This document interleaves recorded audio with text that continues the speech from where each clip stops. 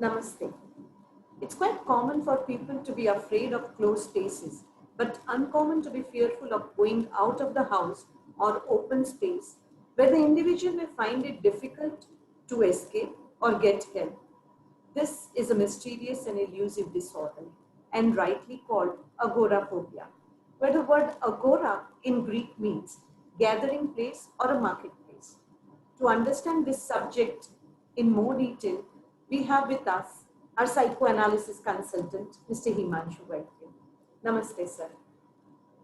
Namaste. Sir, what is agoraphobia? As you rightly said, in Greek, it meant a market space, and it was a fear of being in the marketplace.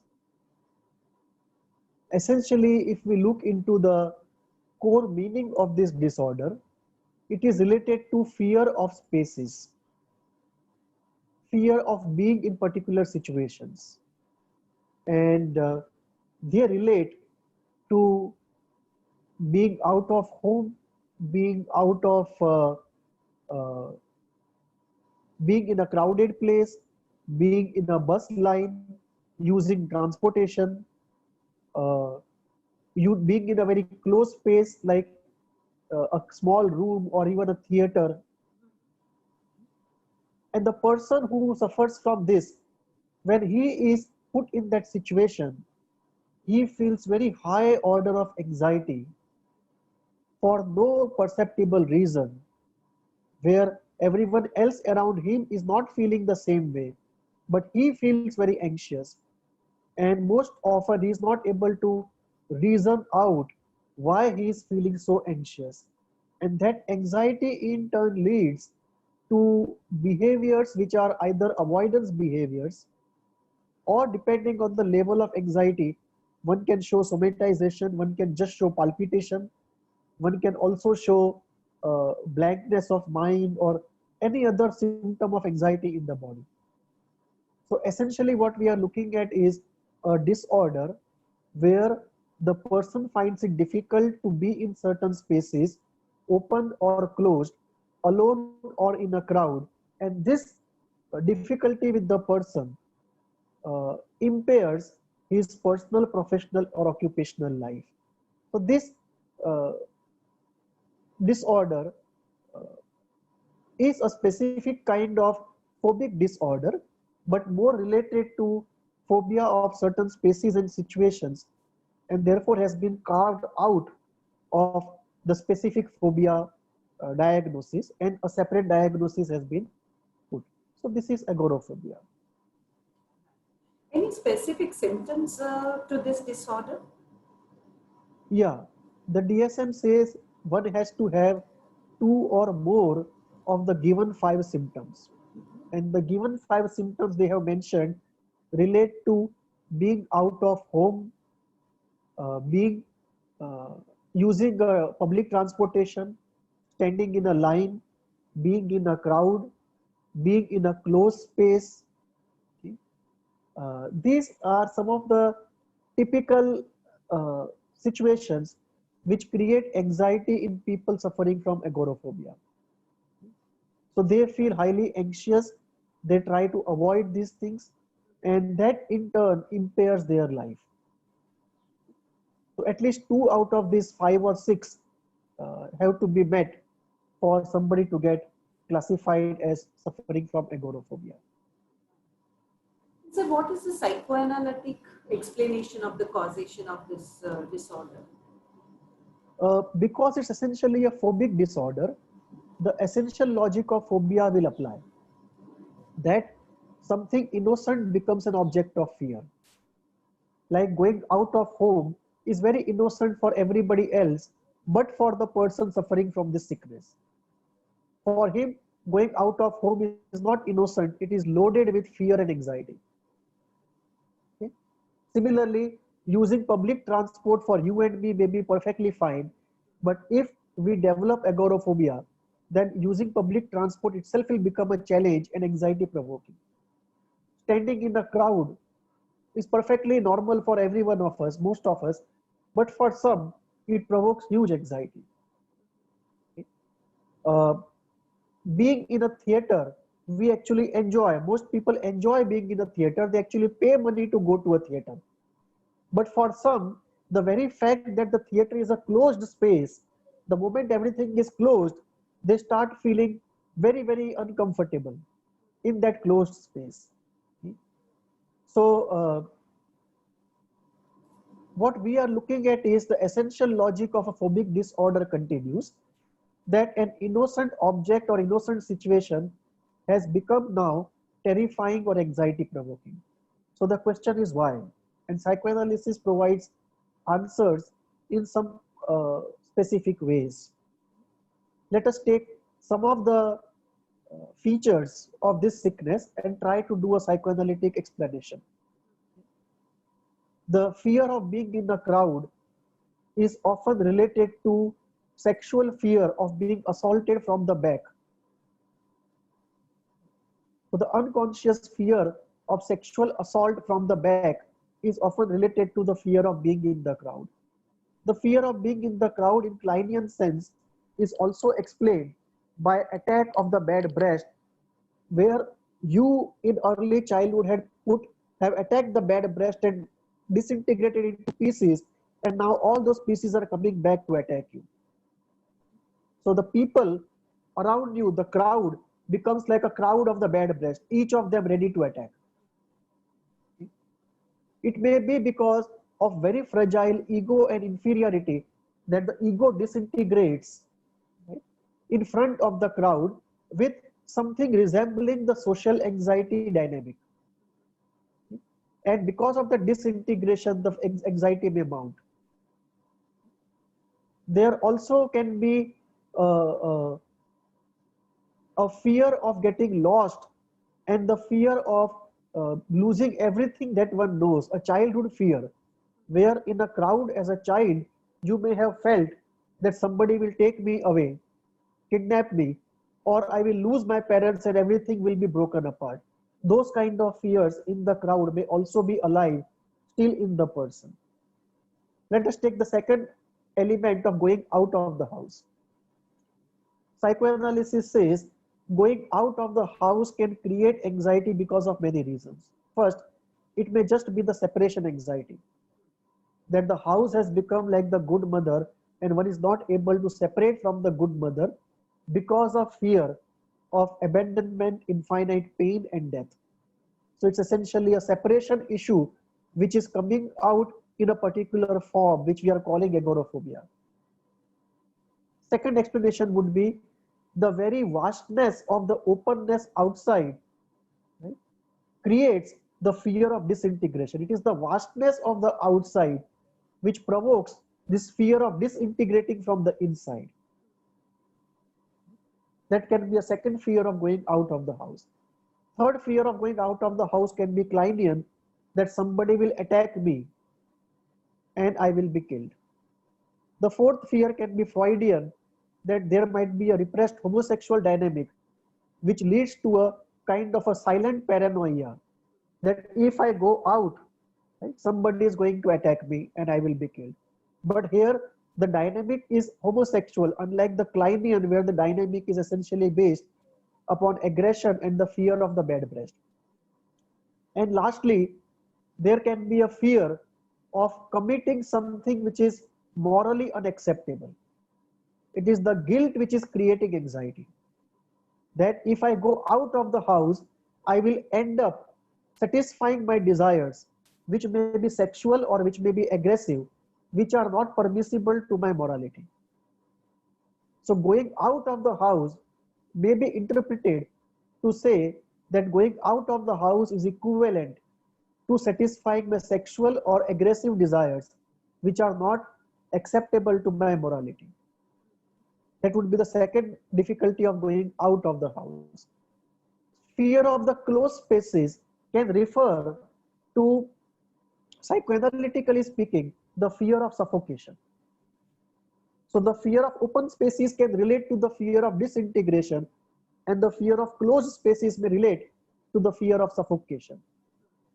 And one is almost reminded of early childhood fears of suffocation, which may be biologically felt, or psychologically felt in relation with the mother.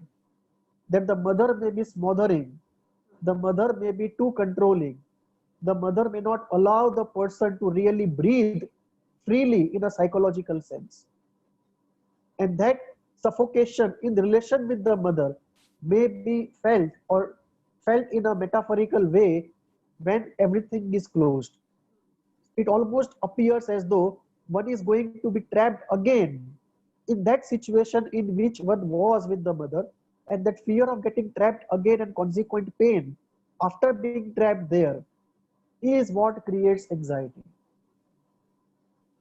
It also can be the fear of strangling, or it can also be the fear of the birth trauma of coming out of the body of the woman, and consequent suffocation one may feel in choking sensations, right?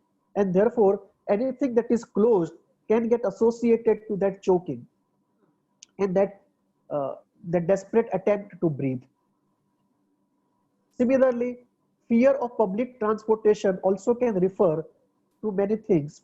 One issue can be there may be a anger towards the self that one has to use public transportation but does not have a vehicle of one's own. And that anger may be projected onto somebody else, and then the anxiety arises, what if I actually act out that anger? Fear of public transportation may also have to do with fear of doing something in public which is insane when everybody else is around. So that may be those may be the kind of fears which are involved in using public transportation. Okay? So each of the features of agoraphobia has many psychoanalytic explanations. Generically speaking, we would look at Freudian explanation of the Oedipus, Freudian explanation of repressed homosexuality leading to paranoia, Kleinian explanation of the attack of the bad breast, and Cohutian explanation of a weak self disintegrating in the face of vastness, and the ISTDP explanation of the anxiety, the signal anxiety which is appearing because of anger which is inside and you're afraid it may get acted out. So those will be the range of psychoanalytic explanations for different features of agoraphobia. Each feature can be explained differently, and each feature can be explained using different schools of psychoanalysis. Now, essentially the mechanism will be there will be some psychoanalytic phenomena, and then at the end of it will be creation of some feelings of terror or some anxiety, and both of them will get projected out into those situations related to which one is phobic. So this is the whole spectrum of how psychoanalysis will explain the causation of agoraphobia differently based upon the person and the feature which is prominent. So how does psychoanalysis proceed in the healing of agoraphobia? This is one of the second element in this chapter where we would require a very short Cohutian holding, and we can quickly go to the interpretative part of the process. So like in case of specific phobia, in agoraphobia also, we can have a very short Cohutian approach to psychoanalytic psychotherapy and quickly start with the interpretative process and use a school which fits in based upon the prominent feature of agoraphobia. Okay. So based upon the person, his case history, and based upon the prominent feature, we can use a particular school of psychoanalysis, and the interpretative process can start very quickly. If you look at all the sicknesses described in this chapter of anxiety, apart from specific phobia and agoraphobia, you will read a reasonably long Cohutian supportive psychoanalytic psychotherapy before you can start the interpretative process. But in case of specific phobia and agoraphobia, you can have a very short cohesion beginning followed by the interpretative process based upon the case history as well as the prominent feature of this agoraphobia. In terms of duration, we are looking at once a week, 6 months to twice a week, 2 years, based upon what is the intensity. Very importantly, this also is one of those sicknesses where behavioral therapy of gradual desensitization, gradual exposure is very efficacious and can complement psychoanalytic psychotherapy to get us much better results. Sir, and how about holistic healing? Does it have a role to play? Yes, very much so, because in holistic healing, if we look at guided visualization, if we look at gradual exposure, and there are many holistic healing techniques which do it. For example, psychodrama. Right? Psychodrama can be a very good way of gradual desensitization or gradual exposure. There are many visualization and meditative techniques in the East which can be used to overcome the particular object of fear. Because in this case, unlike in generalized anxiety disorder, in this case at least, the object of fear is very clear. So we can use Reiki and pranic healing also to heal that object of fear by sort of removing that in those system terms, removing those negative associations from around that object. Secondly, like in any anxiety problem, relaxation becomes very important. So Reiki, pranic healing, relaxation, music, certain forms of pranayam and hypnotherapy relaxation all will complement the central healing process of medication and psychotherapy that we are proceeding with. Homeopathy also is a very good option for those who have some trouble with uh, side effects or those who don't want to take to something because of fear of addiction or side effect or something. So if we put all this together, homeopathy, pranic healing, Reiki, psychodrama, certain forms of music, certain forms of relaxation exercises, and certain meditative practices, they do help us to get out the inner negative effects of anger, fear, uh, pain, and all of that in general just does contribute to lowering of the sick part of us and making our healthier part stronger. And that is a kind of a generic tonic for anything to do with psychological troubles. So if we look at it from this way, we'll be looking at medication and psychotherapy as being central, CBT as a very good add-on, and then holistic healing package of homeopathy, of relaxation techniques, of psychodrama, of guided visualization, and so on. And this package, based upon what suits an individual, what the individual likes or does not like, approve or does not approve of, one can create a comprehensive package for an individual best suited to his requirements. And sir, how about patients' education? How it has a vital role to play here too. Yes, because the first thing is to generate the insight that the phobia is not a delusion. It is not that insight cannot be generated. And in most cases, the insight is there, or the person will actually be called with a delusion. So obviously some insight is there, but there might be a situation where the person actually uh, fights with you that there indeed are reasons in reality to be afraid of those phobic situations. So developing that insight that what you are afraid of is actually an innocent object or an innocent situation. That is very important, and that is simultaneously partly in some cases psychoeducation helps. in some cases, it might form the first step in therapy process. But the psychoeducation is very important in the sense, in some people, it can create this first level of insight. Two, it can strengthen this insight. Three, the person knows do's and don'ts, and person also knows the benefit of gradual exposure and gradual desensitization. So self-work, apart from the classical healing given by the doctor or the therapist, self-work is facilitated in a scientific way.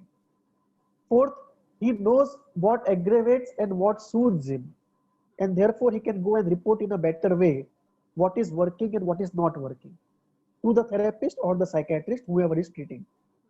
And fifth, he can gather around him a basket of holistic tools or support uh, ecosystem. He may go to certain support groups or some special interest groups, and all of that, or even get associated in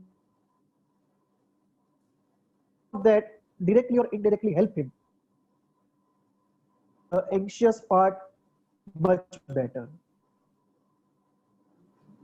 So this is how it would be very, very, and also he gets much better equipped to explain his situation to others, because one of the most difficult parts in this situation is others try to be preachy and condemn him as though he was throwing tantrums or doing a drama, right? And they don't realize the depth and the gravity of the situation. So he is able to deal with them much better because he knows in a slightly deeper sense what is happening to him. So all of these are very good benefits of good psychoeducation of the patient. And sir, how about the caregivers and family members? What are the do's and don'ts for them? Uh, for them, it's very important because first they have to realize that it is not a tantrum or a drama. It is a real sickness with deeper roots. So they don't get into that mode of attacking and condemning that person. That is the first point. Second, they should know at least to some extent what is happening. So after that, they don't panic as to what has happened to the person, because they know that these 4 or 5 are possible causes and something out of them is working. Third, they know the do's and don'ts of how much to expose that person to the phobic situation, with what intensity to do it, how not to force the person into something which is unbearable, and how to help the person calibrate his own self-worth. So these are very important elements. Fourth is the caregiver should not suffer from secondary problems of secondary anger, right, or anxiety because of not knowing what is happening to the person. So secondary problems are avoided if proper caregiver education and proper support is given to the caregiver. And lastly, once they know certain scientific elements of the problem, they can help the person to select certain holistic healing tools and certain support groups which can complement the whole process. They can also much better uh, have a judgment on what is working and not working in terms of medication or in terms of therapy or holistic healing, whatever is being accessed. Thank you, sir. It was a pleasure knowing everything about agoraphobia from you. In our subsequent videos, we will be talking about many other disorders from the DSM-5 series. Do keep watching, comment in the comment box, or you can even mail us at hvindia@gmail.com. It is hvindia@gmail.com. Thank you. Namaste. Namaste.